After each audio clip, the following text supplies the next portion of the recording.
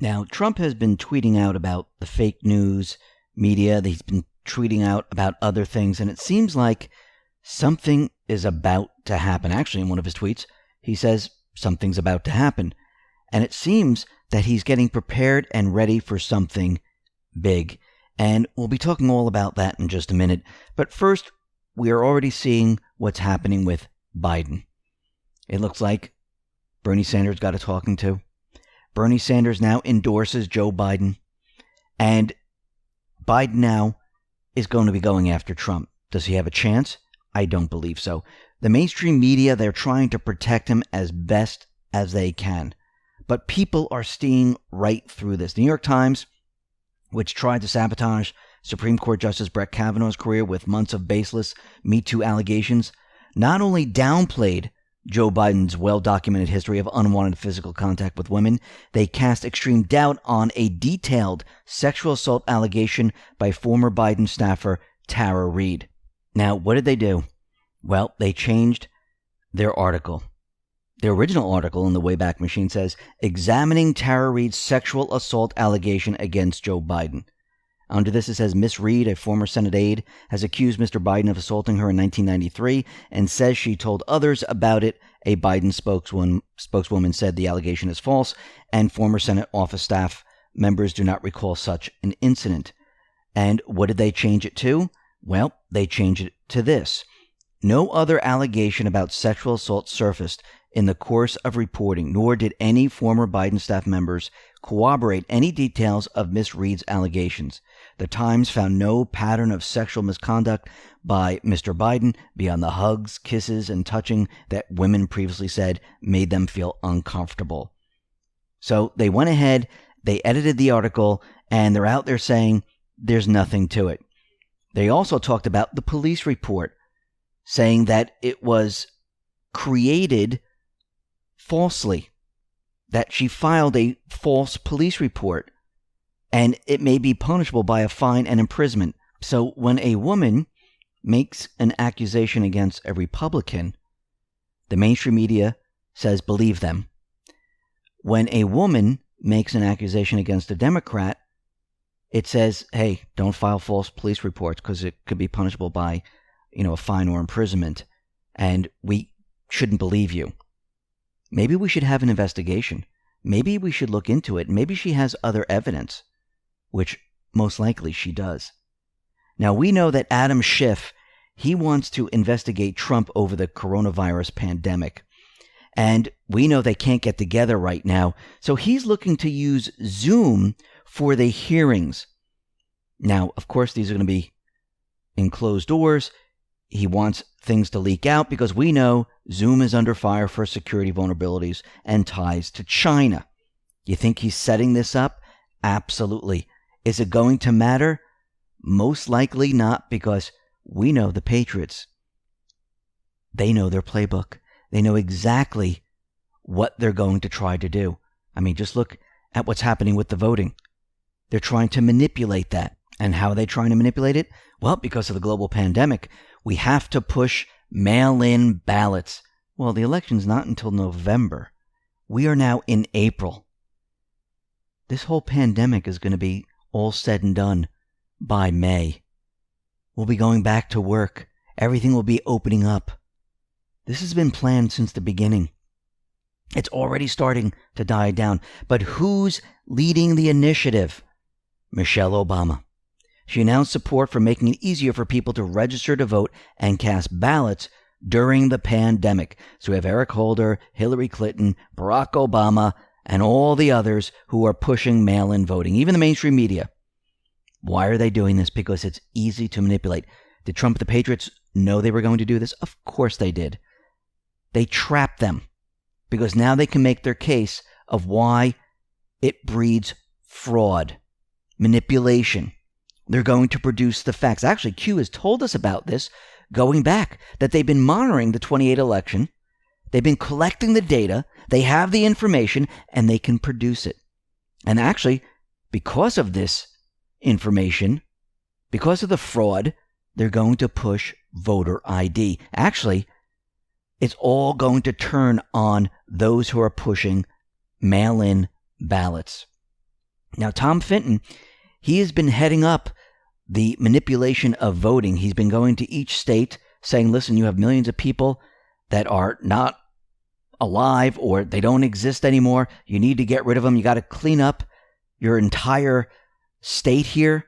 And he's been doing this quite a bit. And actually, he's listed the states that have no voter IDs. It's California, Illinois, it all the way goes down. New Jersey, New York, New Mexico, Pennsylvania, Vermont, and the rest. Virginia, they all have no voter ID.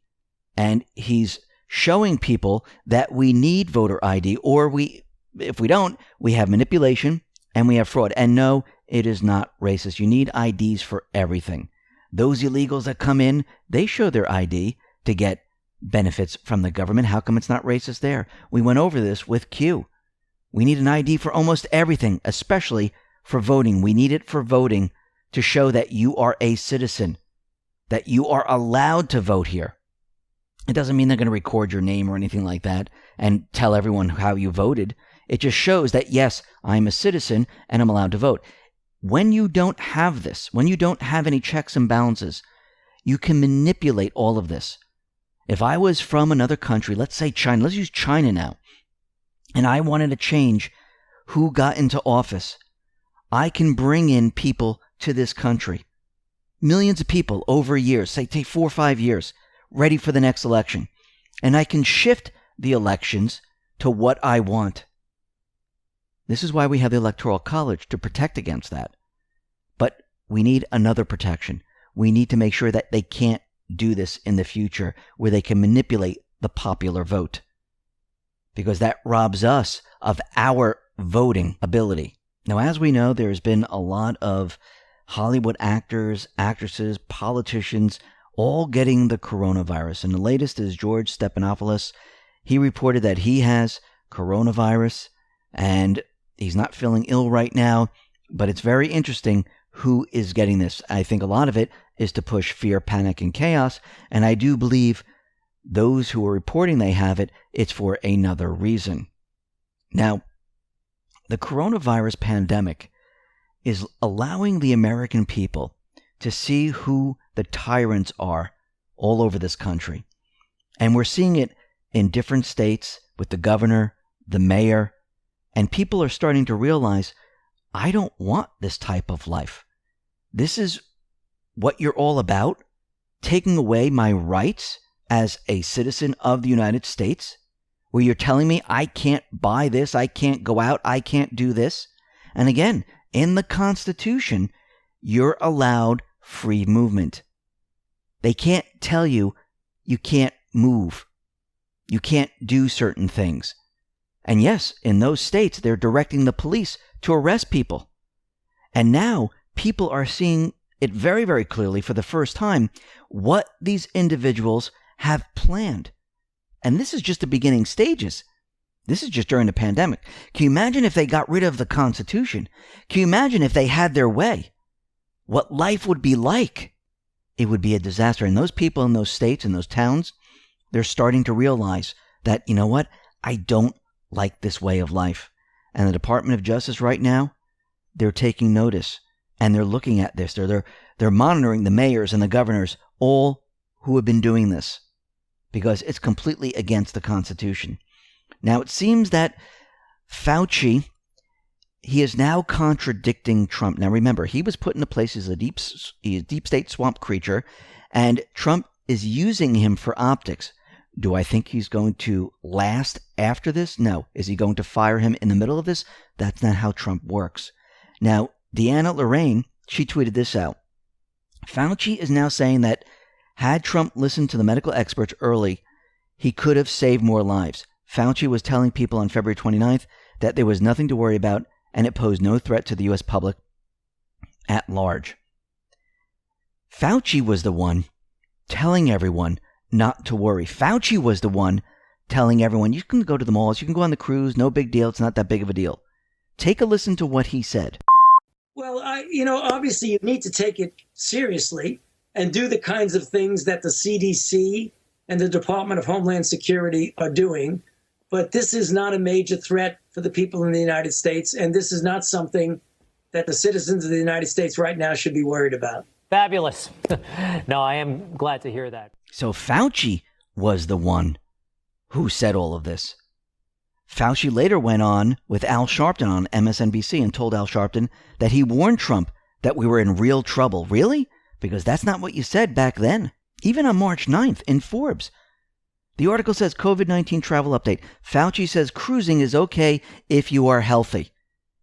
He's the one who's been saying all this. And Trump knows this. He set him up. This is what Trump tweeted out. Sorry, fake news. It's all on tape. I banned China long before people spoke up. Thank you. And remember what the mainstream media did back then when he banned people from China coming into the U.S., saying that he was racist? Pelosi was in Chinatown. She was saying, oh yeah, he's racist. Come on down to Chinatown. Why do you think they were pushing people, and Fauci was pushing people to go on cruises and everything stay open? Because they wanted people to get infected. That was their plan. And they told us that all of this came from bats, but the particular bat is not sold in the wet markets. And we're starting to see a lot more stories of where this really came from.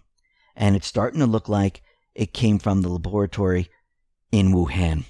And you know who has connections there? George Soros and Jiang Zemin, the former leader of the Chinese Communist Party. They both work together. They have connections to each other. And they both have interest in WuXi AppTec, which controls Fosun Pharma. And in January of this year, a few months ago, as the coronavirus was being reported in China, the Wuhan Institute of Virology applied for a patent on U.S. drug Remdesivir, used for the treatment of Ebola and coronavirus infections. George Soros invested in WuXi. This is all connected, and we're starting to see their entire plan. They knew what they were doing. This was a planned event. They created panic, chaos. I do believe they thought it was going to be a lot worse than it really was. But Trump and the Patriots, they knew the playbook. They knew exactly what they were up to. And Trump, this is why he mentioned hydroxychloroquine. Now, if you start to look at the numbers, they really don't make sense. Remember, the Bill Gates Foundation Institute for Health Metrics and Evaluation, they predicted 2 million people were going to die from this virus. And every day that goes by, they keep readjusting these numbers over and over and over. Now think about it. Now they're saying 81,766 deaths are going to occur by August 4th. That's their new projection. Which means 18,000 people would have to die every month between now and then. And it's approximate. But the numbers of deaths are going way, way down. Actually, they're recalculating everything and saying, you know something? This isn't much worse than the regular flu. And if you look at all these different states that have no statewide lockdowns, like Arkansas, they have 14 deaths. Iowa, 14 deaths. Nebraska, 8 deaths. North Dakota, 3 deaths. South Carolina, 40 deaths. Utah, 8 deaths. Wyoming, 0. Now, this was as of April 6th at 9 p.m. So, right now, we can see that these numbers that they're spouting out, that millions, a lot of it's projection. A lot of it is saying, oh yeah, this is what could happen. And that's how they're scaring the people. But it's not really happening. And by Trump mentioning hydroxychloroquine, I know the mainstream media, health officials, and I know the mainstream media have all these doctors on there saying, no, it's dangerous. Well, it seems the tide is now turning. Medical professionals in New York tell Judicial Watch that doctors battling the pandemic are increasingly reporting benefits from the drug. They're prescribing it for themselves, for patients, and for frontline personnel. Everything is about to change. Remember, New York is the epicenter of the pandemic. And now hydroxychloroquine is now in wide circulation in a big clinical trial is underway. And Governor Cuomo is saying it is working. It's effective. So all those people that knock Trump, it's all going to be turned on them. And it has already started. Now, what's very interesting is that corrupt politicians, the fake news, They told Trump, you got to lock everything down, lock it down. You know what? Tell every single state to lock down. He didn't do that. He said social distancing, voluntary. Other individuals, like governors, mayors, they locked their states down, but he never did that. Now they're saying, hey, you know what? We got to open it up, let everyone out, let everyone go free, let everyone do everything. Certain people are still saying, let's keep it locked down until November. We know why they're saying that. But others are saying, let's just open everything up because they want people to get infected somehow, some way. So this way people can say, I don't feel well. Trump is letting them all know that he will let everyone know when everything can reopen. This is what he tweeted out. For the purpose of creating conflict and confusion, some in the fake news media are saying that it is the governor's decision to open up the states, not that of the president of the United States and the federal government. Let it be fully understood that this is incorrect. It is the decision of the president, and for many good reasons. With that being said, the administration and I are working closely with the governors, and this will continue. A decision by me, in conjunction with the governors, and input from others, will be made shortly. And Trump also tweeted out that all 50 states now have declared a disaster. He said, for the first time in history, there is a fully signed presidential disaster declaration for all 50 states. We are winning and will win the war on the invisible enemy, which gives him leverage over these states. So what kind of leverage? Well, the state governments can coordinate with federal resources like the Federal Emergency Management Agency, FEMA, and the Army Corps of Engineers. The Major Disaster Declaration provides a wide range of federal assistance programs for individuals and public infrastructure, including funds for both emergency and permanent work. And remember, Trump, he's preparing all of this, changing the regulations, changing the laws, getting the funds for the infrastructure. Doesn't he want an infrastructure bill? Guess what he can do? He can use those funds and it can go to the states and it can be used for what he says. Remember, we're still under a national emergency. We still has the National Defense Production Act. He still has all this. Now, he tweeted out something very interesting. It says, governors, get your state's testing programs and apparatus perfected. Be ready. Big things are happening. No excuses. The federal government is there to help. We are testing more than any other country in the world. Gear up with face masks. So if the numbers are going down and everything is declining right now, why are we gearing up? Why do we need face masks? What's going on? Now, if you just take masks, is he talking about the unmasking of certain individuals that had to do with FISAs? Is he talking about clowns who wear masks? What is exactly he talking about? Or is he saying something else is going to happen in the states with all the hospitals and everything that's been set up? And he also tweeted this out. I am working hard to expose the corruption and dishonesty in the lamestream media. That part is easy. The hard part is why. Well, that reminds me of Operation Mockingbird, where the CIA, an intelligence organization within the United States, feeds the mainstream media the stories. They don't do investigative reporting. They're being fed on what to say. That's Operation Mockingbird. That's why when you look at all the news agencies, they all say the same exact thing. So he's questioning it like, okay, he's pointing out the dishonesty. That part's easy. But why are they doing it?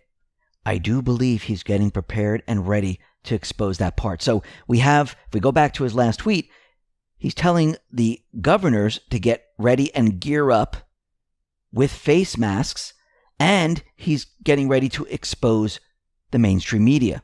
Now that's very interesting. And then we have Trump retweeting a Twitter account that's called Play the Trump Card. This is what the tweet says. It says, we support you because we know your heart is in the right place and greatly appreciate what an incredible job you're doing as you work tirelessly to bring the USA back to prosperity and peace. Trump said thank you. So why did he retweet an account that said play the Trump card? So if we go back to post 2936, this is March 3rd, 2019, it says, at what stage in the game do you play the Trump card? post 1201. Now, this is April 20th, 2018. It doesn't mean it's going to happen on that day, but I find this very interesting. And Anon says, trap card played, nice work, Q. Q says, Trump card coming. And I do believe with Trump tweeting out about get your face mask ready, the lamestream media, why asking these questions, I do believe he is preparing the nation. Actually, today, he tweeted out that, yes, his pressers are very important. There was a poll that was taken, and he's showing that people watch, they listen to his pressers, which means when the reporters are asking questions, and when he veers off and goes on to a different subject, because he has the ability to teach the American people of what is going on. He's teaching them about the economy. He's teaching them about human trafficking. He's teaching them about what has been going on, about fake news. He has their attention. He's using this period of time, and it's around the 6 o'clock time, normally when he gets started, and he's teaching the majority of Americans who are tuning in. Now, I know the mainstream media, they've been trying to block it. They cut out. They tried to tell you what he's saying. But the message is getting out there because you can get his presser on YouTube from the White House without any interruption. I put it on my Twitter feed. You can find it on other people's Twitter feed. And people are tuning in now, and they're learning quite a bit. And they're understanding how the fake news works. And they're understanding that there are other things that are happening right now. And each day with these pressers, he's letting them know, just like with hydroxychloroquine. He let the people know early on that this might be a game changer. He started the narrative. Actually, South Dakota is going to be the first state to conduct hydroxychloroquine trials. And we can see that everything is about to change. And I do believe that the FDA, pretty darn soon, they're going to come out and say, yes, everyone can use it. It is safe. Remember, this drug has been around for a very long time. And Trump, he's going to look like he saved everybody by just mentioning that. While the mainstream media and all those people that attacked him, they're going to look like fools because they were attacking him over this drug, saying he's not a doctor. He never said he was a doctor. He heard good things about it. The FDA was looking at it. It has to be prescribed. The FDA has to approve it. So things are about to change, and I do believe with his tweets coming out about the mainstream media, the fake media, the lamestream media, talking about governors, get prepared, get ready with your face mask, I do believe something is about to happen because he did tweet out, play the Trump card. And when do you play the Trump card? You play it as an advantage that makes you more likely to succeed than other people, especially something that other people do not know about.